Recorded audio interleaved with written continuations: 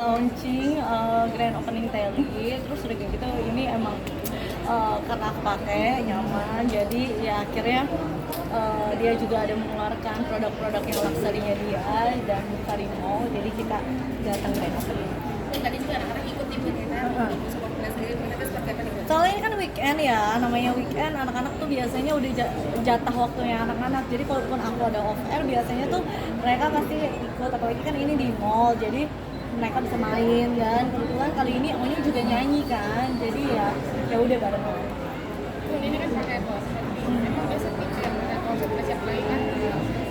Kalau jujur, tulang aku tuh sebenarnya skoliosis.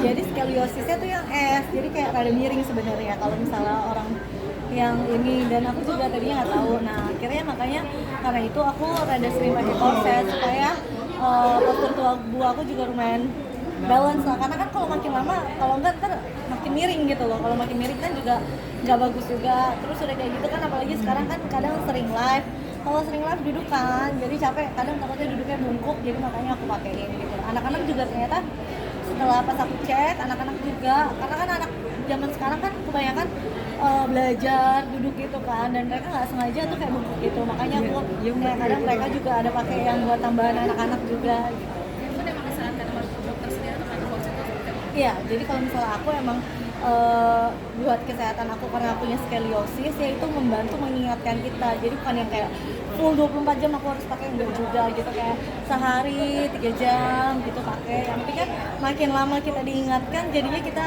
makin kebiasa, postur tubuh kita bisa balik kayak tegap.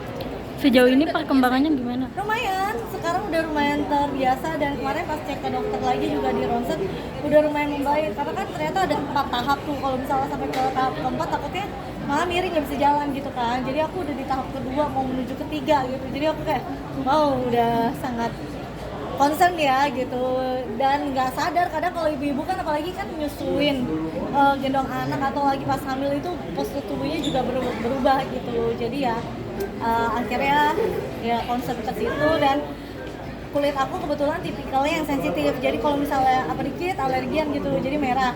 Jadi akhirnya aku coba cocok sama yang teli. Dari rasa nyeri nggak sih? Apa? Dari rasa nyeri nggak bisa diskriminasi? Jadi kalau misalnya skoliosisnya itu nyari banget sih enggak ya, karena kan kadang kita mikirnya mama aduh gue pegel nih abis hari ini capek, ternyata pas dicek itu bukan pegel biasa, ternyata skoliosis gitu.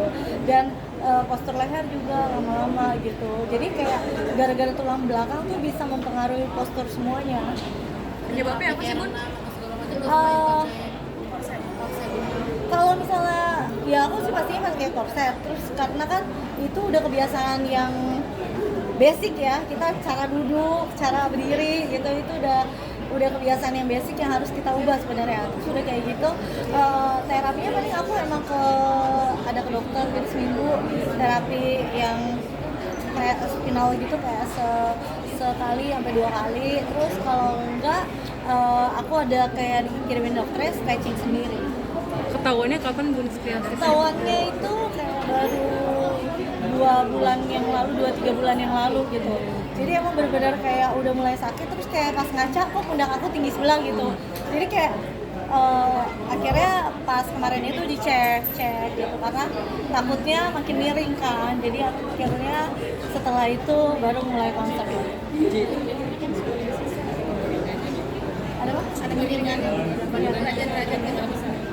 Aku nggak ngerti kemiringannya berapa ya, 45 atau apa, karena kan orang ada yang C, ada yang S. Kalau aku S, jadi sininya miring ke sini, sininya miring ke sini, jadi kayak S gitu loh, bukan yang kayak orang kalau C itu kan lebih miring banget gitu. Kalau ini S, jadi atasnya ke kanan, bawahnya ke kiri gitu loh misalnya gitu. Berpengaruh ke kegiatan nggak sih? Pengobatan tradisional nggak sih?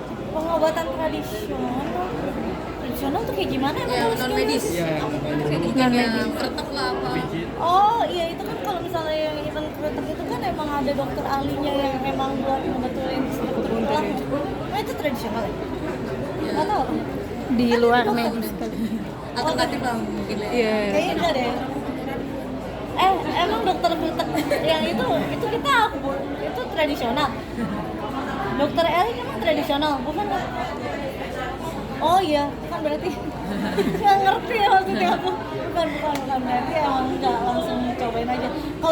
biasanya kalau pegel pijit, tapi kalau pijit kagak hilang-hilang gitu. Jadi akhirnya karena pas ngaca bener-bener kelihatan tuh pas ngaca itu miring banget, karena sekali diukur tuh pundak aku kayak miringnya 7 sentian. Jadi kayak di garis ininya tuh lebih tinggi 7 senti gitu. Jadi makanya pas saat itu ya udah deh cek gitu.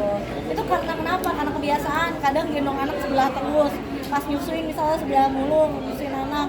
Terus kalau enggak kita sering bawa tas sebelah mana itu. Jadi kayak atau berdiri pas lagi duduk tuh makin membungkuk. Nah makin berasa itu pada saat mulai makin sering live karena kan duduk lama. Nah jadi makin kayak aduh udah habis selesai tuh pinggangnya tuh kayak makin sakit banget gitu. Dan sakitnya tuh kadang sampai ke kepala kan. Jadi kayak waduh udah nggak bener nih, makanya akhirnya baru cek.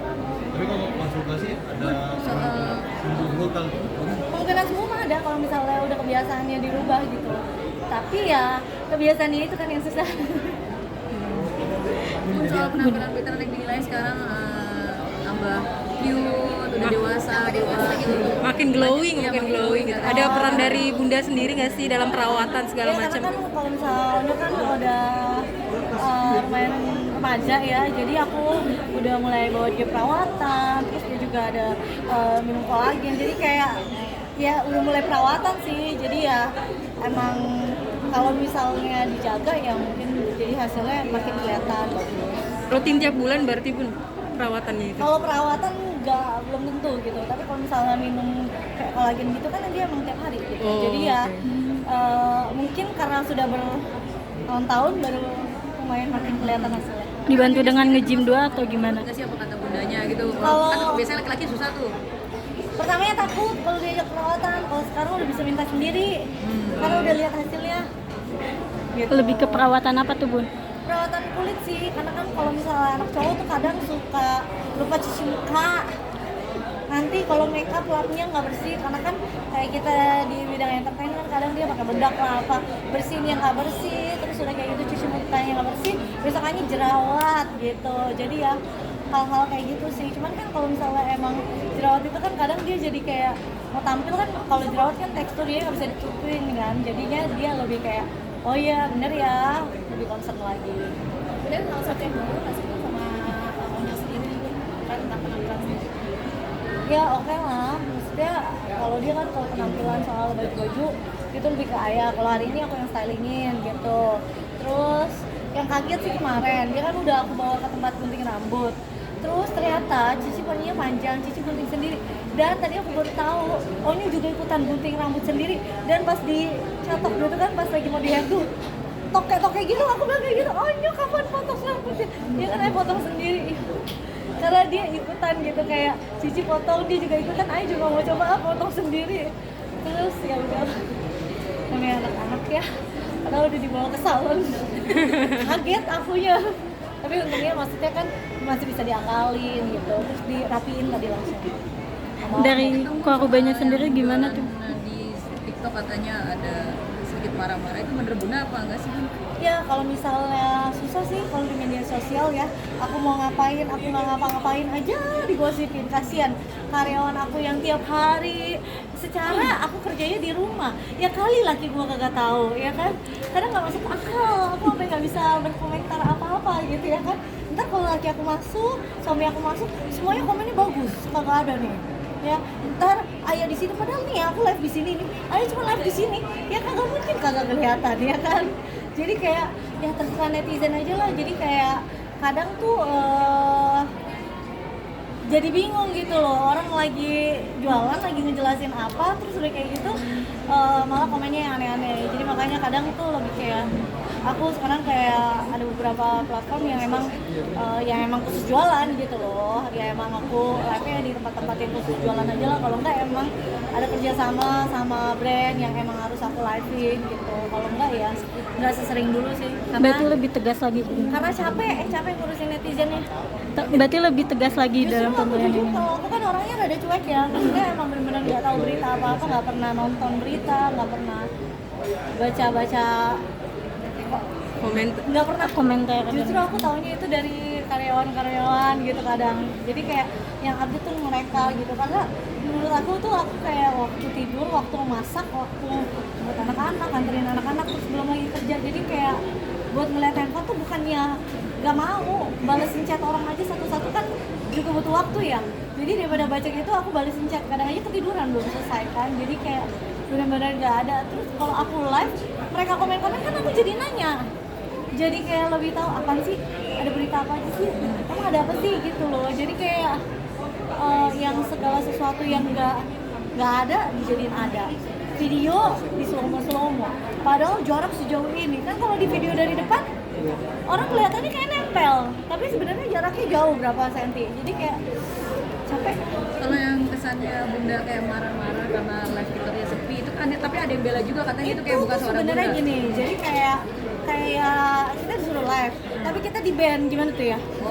Jadi kayak ada netizen yang nge-report akan aku, jadi bukan itu netizen doang. Nah dari orang TikToknya pun bilang gitu loh, kalau misalnya itu ada yang kayak istilahnya mungkin ada orang yang nggak suka, jadi akun aku tuh di report terus.